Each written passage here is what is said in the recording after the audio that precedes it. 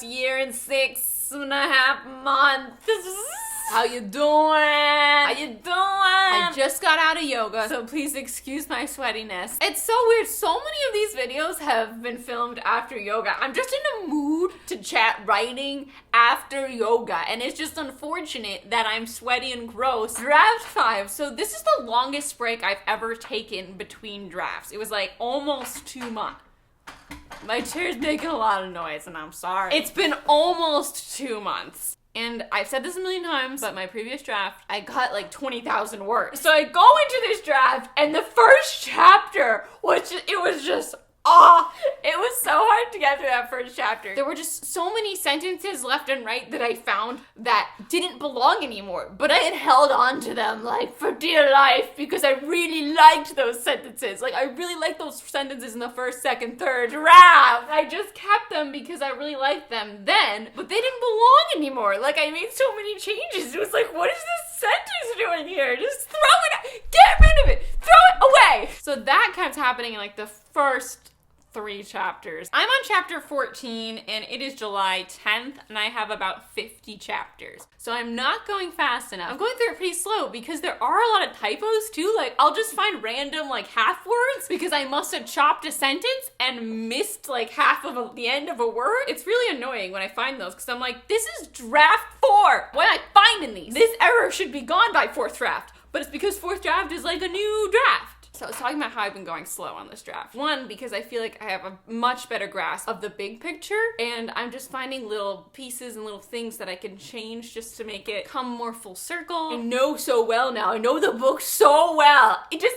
like, literally reading some of the dialogue, I'm like, oh, I've read this like 100 times! You know, you get that feeling that you've seen this episode before, and I'm like, I've seen this before. Like, a million times in the last year and 7 months. So the great thing about that almost 2-month break off is that, like, anything that really needs to be changed is popping out of me. I'm cutting words, and I thought I was adding words. Like, I've been changing wordings to make things sound better, but the word count has been going down because I've been finding things like I was talking about before that I'm just like, why did I leave this in? It doesn't go here. Move, bitch, get out the way. Something that bothered me while I was going through is the word thwomped was underlined, and I'm like, thwomped? How is thwomped not a word? Okay, why is thwomped not a word? How is thwomped not a word? Wait, am I just spelling thwomped wrong? Thwomped? Thwomped? Thwomped? Have you never heard the word thwomped? Stuff thwomped. I'm using the word thwomp, and I don't care if you don't think it's real, because it's a sound. I keep going back to the fact that I've been going through this slowly. Another reason, this happens like once a draft, and it's horrifying, and it just like cripples me in the focus department, thinking about other people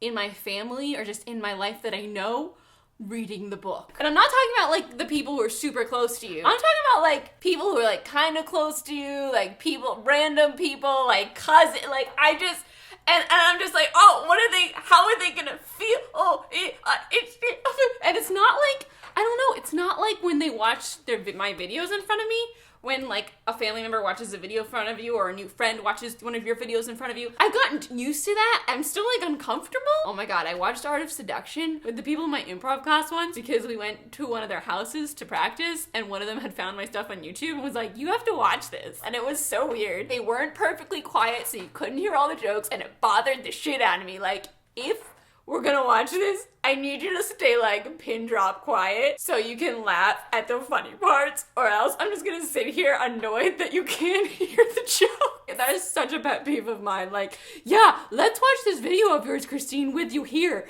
and then like let's talk through it so we can't hear any of the jokes, so they don't laugh, and I feel unaccomplished because no one laughed, and everything sucks. I'm fine. What was I even discussing? Oh, the fear. Okay, yeah, the fear. Like, and that fear is a funny thing. Like, sometimes it stays for a day, sometimes it's there for a week, but it always comes. And I always go so slow for a little bit because you can't stop thinking about it. And it must be a thing that everyone goes through, I'm assuming, hopefully. Like, when you know a person, the stuff you read from them filters differently through their brain. And when I know the author before I read the book, it's a completely different thing than when I have no idea who the author is. If you're experiencing the fear for the first time, especially, like it's scary. It's like, oh my god, am I ever gonna get this? I find the best way to get through it is just to keep pushing through it. And hopefully the fear will like ebb away, because that's what happened. This story is for you. It's not for any of those people. I think I've gotten past the fear. It had just happened this past week. But I think I'm past it. I was flying last night. It was real refreshing after going like 3 paragraphs at a time and then like sitting. Let's see what kind of questions we got. I asked for questions from you guys on my Instagram at @XteenMay. Shannon Parker asked, what pushed you to finally start writing your book? I don't know if I talked about this before. I've known for a while that I wanted to write this book, but I didn't feel like I was ready to set aside time every day to work on it. I didn't feel settled enough in my life that I could take at least an hour out of every single day and write. There was just this feeling in me that I wasn't ready to commit to that. And then at the end of 2015, I knew that I was ready. It was like all of a sudden it clicked, like, no, I'm ready to do it now. I'm ready for this. The same thing happens for so many things in your life, like moving out of your parents' house. I feel like there was this time where I was like, I'm not ready to do that. I can't do that yet. And then there's just this moment when it clicks and it's like, no, I'm there. I'm there. It's such a weird shift. Like adulthood. I didn't feel like I was an adult really until literally I turned 25. And then I'm like, there was this weird shift and I clicked and I was like, wow, I'm here. I am an adult. It's so fucking weird. I've never felt like this before, like, but I feel it now. I feel the shift. And that's what happened. Like I just felt this shift. It was the end of the year and I'm like, okay, January 1st. Here we go, let's do this! What is the worst part about being on the draft you're on right now? I'm really happy being on this draft for the most part. Like, I really like the point of view that I have of the book now that I've read it 5 million times. Like, legitimately, I've read the book in full like 10 times now. And I say in full, the first 4 times were so much longer than this one. And each draft I went through twice. The worst part about that is that I've read it so many times. When I do the second run throughs of the draft, I am so close to it that I can't see the things I want to change. Like when I did draft 4 and I literally went through it again right after I finished it, just to clean it up. Like I didn't see any of these grammatical errors that I'm seeing now that I've taken such a big break. It's so different. Like they pop out at me, like they scream at me on the page. Mistake, delete this sentence, reword this. If your main character were a yoga pose, which would it be? How do you translate a character into yoga pose? Downward dog. She's downward dog. I feel like, you know what, I could map her journey in yoga poses. And she'd start at downward dog. And I'm not gonna map the journey for you now. Maybe after you've read the book, that'd be a fun thing to do. I like this question. Can you sketch a front cover for your book? Wow, can I sketch a front cover for my book? I think that might be spoilery. I can do that as we get closer, maybe. When you guys know the title of the book, I'll do that. Hold me to it. Somebody ask that question again when you know the title. And somebody please ask the yoga question again when you've read the book. How do you get your mind to focus on writing and editing for a long time without getting distracted? When I'm really into it, I go for hours without realizing it, but like when I have to like force myself to focus, I usually try to do like an hour chunk. And I always do better when I leave my phone across the room. No doubt about it. And I don't let myself go on the internet. Like sometimes my mouse just drifts to the Chrome button and I open it and I'm just like, what are you doing? Don't let that happen. Like turn off your internet if you have to. I've done that before.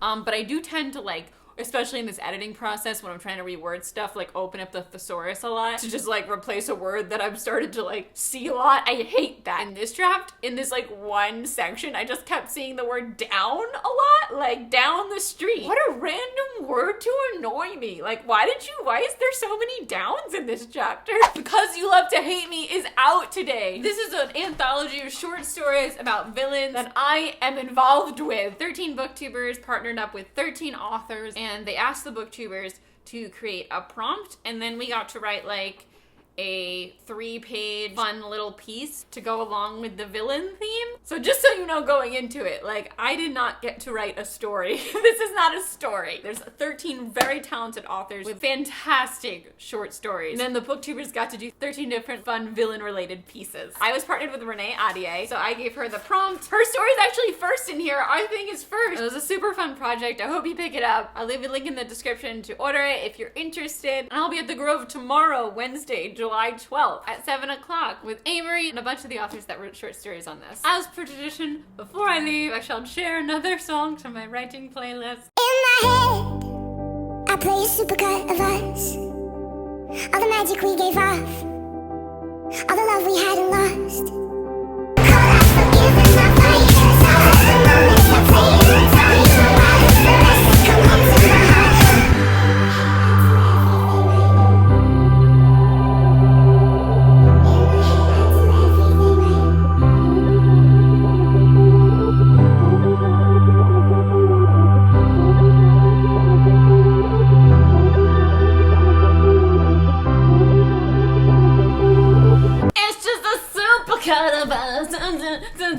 A supercut of us in my head, the radio in my head.